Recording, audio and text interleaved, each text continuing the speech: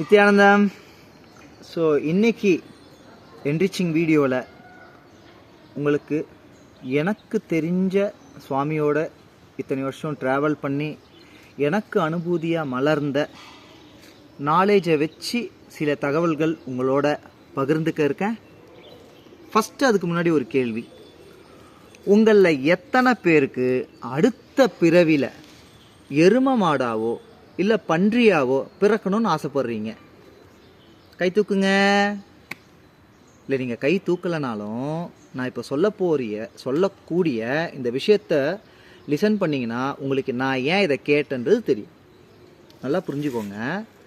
நம்மளுடைய வாழ்க்கையில் குருவை அடையிறதுனால மட்டுமே நம்ம பிறவி பலனை முடிச்சிக்க முடியாது. நல்லா புரிஞ்சுக்கோங்க. பரமசிவனே திருவடிவம் தாங்கி குரு மூலியமாக நமக்கு உபதேசம் மட்டும்தான் கொடுக்க முடியுமோ தவிர அந்த உபதேசங்களை பிடிச்சி நம்மளுடைய வாழ்க்கையில் அடுத்த நிலைக்கு நம்மளுடைய இன்வால்மெண்ட் இல்லாமல் மேலே வர முடியாது. ஞானத்தை நோக்கி போக முடியாது. இது சாமியே சொன்னது. ஒரு சத்சங்கத்தில் சாமியே சொன்னார், பரமசிவனே வடிவம் தாங்கி வந்தாலும் உபதேசங்கள் மட்டும்தான் கொடுக்க முடியும்.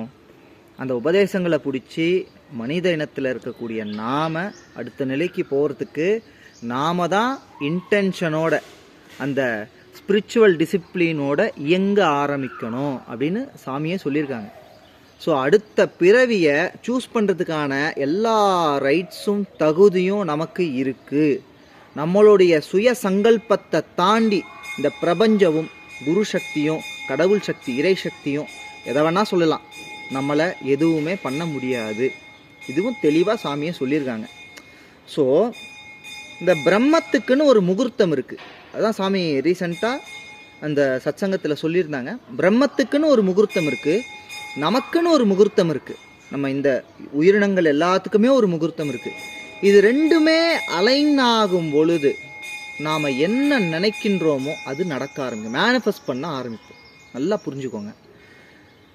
அந்த ஏர்லி மார்னிங் 4:30 6 அதுதான் நமக்கு பிரம்ம முகூர்த்தமாக கருதப்படுது. அதாவது இந்த பிரபஞ்சத்தினுடைய முகூர்த்தமாக கருதப்படுது. அந்த நேரத்தில் நமக்குள்ள என்ன எண்ணங்கள், நாம் என்ன செய்கிறோமோ அது முழுமையாக வெளிப்படையாக மேனிஃபெஸ்ட் ஆகும். நம்ம எல்லாம் என்ன பண்ணுறோம், 4:30 மணிக்கு தான் நல்லா தூக்கம் வருதுன்னு இழுத்து போத்திக்கிட்டு என்ன பண்ணுறோம், தூங்குறோம். அப்போது இந்த மைண்ட் செட் இருக்கக்கூடிய இந்த காக்னிஷன் இருக்கக்கூடிய பிறப்பை நோக்கி தான் நம்ம அடுத்து போகிறோம். ஐயா நல்லா புரிஞ்சுக்கோங்க. இப்போ நாம் வாழ்கிற வாழ்க்கை நம்மளுடைய பாஸ்ட்டு ப்ரெசண்ட்டு ஃப்யூச்சர் இந்த மூணுமே காலம் அப்படின்ற அந்த கேன்வாஸில் தான் நடக்குதுங்கய்யா.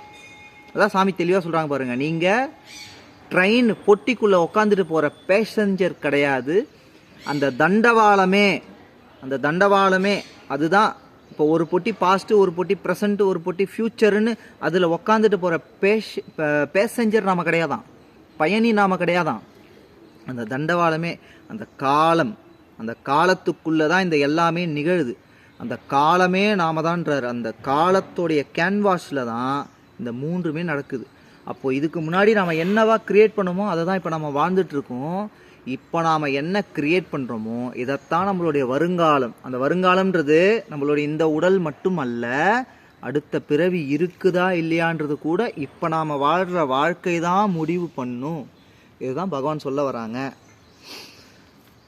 இப்போது அமாவாசை கும்பிட்றோம். அமாவாசை அன்னைக்கு பித்ருக்களுக்கு நாம் ஏதோ ஒரு பிரசாதம் படைக்கிறோம். பித்ருக்களுக்கான விஷயங்களை நம்ம அன்றைக்கி செய்கிறோம். இப்போ சில பூஜைகள் பௌர்ணமி அன்னைக்கு தான் நம்ம செய்வோம்.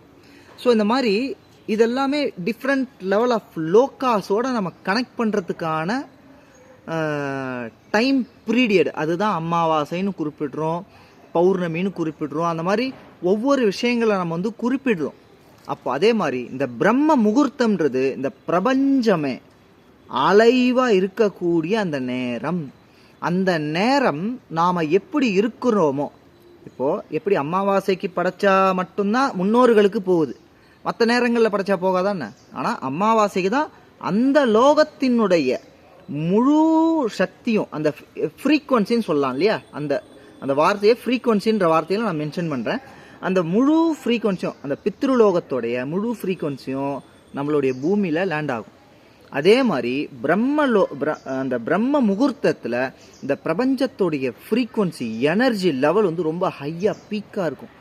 அந்த நேரத்தில் நாம் செய்கின்ற செயல் எதை நோக்கி நாம் செய்கிறோமோ பரமசிவ நிலை மலரணும். அதனால தான் பாருங்கள், நம்மளுடைய பூஜை கூட நம்மளுடைய யோகா கூட ரிச்சுவல்ன்றாங்க சாமி. குளிச்சுட்டு சங்கல்பம் பண்ணிட்டு தான் ஆசனங்களுக்குள்ளவே நம்ம நுழையிறோம். வேற எங்கேயுமே யோகாசனம் இந்த மாதிரி ஆத்தன்டிக்காக எனக்கு தெரிஞ்சு சொல்லி தர்றதில்லை.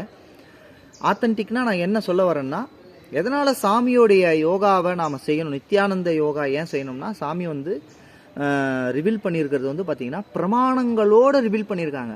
நல்லா புரிஞ்சுக்கோங்க. இந்த பிரமாணங்கள் தனி வீடியோவில் நான் சொல்கிறேன். இப்போதைக்கு இதை மட்டும் புரிஞ்சுக்கோங்க. அதாவது சாஸ்திர பிரமாணம், ஆப்த பிரமாணம், ஆத்ம பிரமாணம், சாட்சி பிரமாணம்ன்ற அந்த பிரமாணம்ன்றது நடந்ததுக்கான ப்ரூஃப். ஸோ இந்த பிரமாணங்களோட ஒப்பிட்டு நமக்கு இந்த யோகாசனத்தில் மொத்தமாக பார்த்தீங்கன்னா 12 காம்போனன்ட்ஸ் இருக்குது. பிராணாயாமம் இருக்குது, பந்தங்கள் இருக்குது, முத்திரைகள் இருக்குது, ஆசனங்கள் இருக்குது. இது எல்லாமே இந்த மாதிரி பார்த்தீங்கன்னா எல்லாமே ஒரு சர்க்கியூட்டை கவர் பண்ணுறது. மந்திர உச்சாடனம் இருக்குது, உள்ள சாண்ட் பண்ணுற மந்திரம் இருக்குது, விஷுவலைசேஷன் இருக்குது. ஸோ 5 புலனும் ஒன்றிணைய நம்ம வந்து பார்த்திங்கன்னா அந்த சர்க்கியூட் க்ளோஸ் ஆகும். அப்போ தான் முத்திரை, பிராணாயாமம் எல்லாமே அந்த ஆசனங்களோடு சேர்ந்து செய்யும் பொழுது தான் அந்த சர்க்கியூட் க்ளோஸ் ஆகி அந்த ஆசனம் செய்யறதுக்கான முழு பலன் கிடைக்கும். இப்போ வெளியில் நானுமே யோகா கிளாஸ்லாம் போயிருக்கேன். வெறும் ஆசனங்கள் மட்டும்தான் நமக்கு சொல்லி தருவாங்க. அப்போ அந்த சர்க்கியூட் க்ளோஸ் ஆகாது. அப்போ வெறும் ஹெல்த் மட்டும், அதாவது இதனால் சைடு எஃபெக்டாக வரக்கூடிய ஹெல்த்தை மட்டும்தான் நம்ம பெனிஃபிட்டாக பெறுவோம். ஆனால் இந்த பிரதம விநியாச கிரமா, இந்த மாதிரி ஒரு 1008 ஆசனங்கள் இருக்குது. திவிதீய விநியாச கிரமா அப்படின்னு சொல்லிட்டு சாமி வந்து வகுத்து வச்சுருக்காங்க. 108, 308, 508ன்ற மாதிரி ஆசனங்கள் அதை யூடியூப்லேயும் வீடியோவாக போட்டிருக்காங்க. ஸோ இதை நாம் செய்ய பரமசிவ நிலையையே நாம் வந்து வெளிப்படுத்த முடியும். இந்த உடலுடைய முழு பாசிபிலிட்டியை நம்மளால் வெளிப்படுத்த முடியும்னு சாமி சொல்கிறாங்க.